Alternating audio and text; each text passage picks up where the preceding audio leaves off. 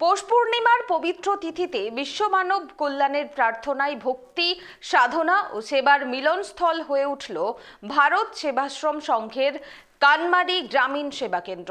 সাড়ম্বরে ত্রিশূল পূর্ণিমা পালিত হল ভারত সেবাশ্রম সংঘের কানমারি গ্রামীণ সেবা কেন্দ্রে। ত্রিশূল পূর্ণিমা পালিত হলো ভারত সেবাশ্রম সংঘের কানমারি গ্রামীণ সেবা কেন্দ্রে।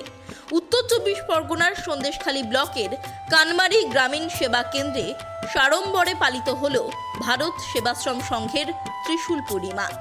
প্রতি বছর পৌষ পূর্ণিমার তিথিতে বিশ্ব মানব কল্যাণের প্রার্থনায় সংঘের বিভিন্ন শাখায় এই আধ্যাত্মিক অনুষ্ঠান অনুষ্ঠিত হয়।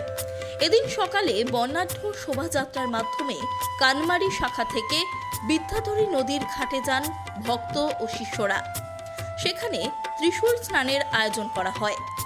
পরে মন্দির প্রাঙ্গণে পূজা আরতি, শান্তিযজ্ঞ এবং ভক্তি সঙ্গীতের মাধ্যমে সারাদিন ধরে চলে ধর্মীয় অনুষ্ঠান।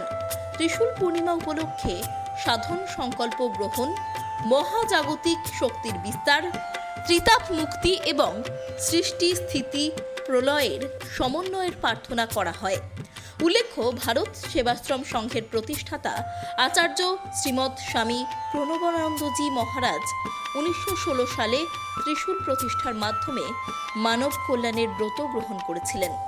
তারই তপস্যা ও বাণীকে স্মরণ করেই পৌষ থেকে মাঘী পূর্ণিমা পর্যন্ত এই পালন চলে। অনুষ্ঠানে উপস্থিত ছিলেন সংঘের নবীন সন্ন্যাসী স্বামী নীলাচলানন্দ, প্রণবানন্দ, জনকল্যাণ আশ্রমের স্বামী হৃদয়ানন্দ এবং স্থানীয় বিধায়ক শ্রী সুকুমার মাহাতো। এদিনের অনুষ্ঠানের অঙ্গ হিসাবে বিতরণ করা হয় শীত বস্ত্র। Bureau report, KTV Bangla.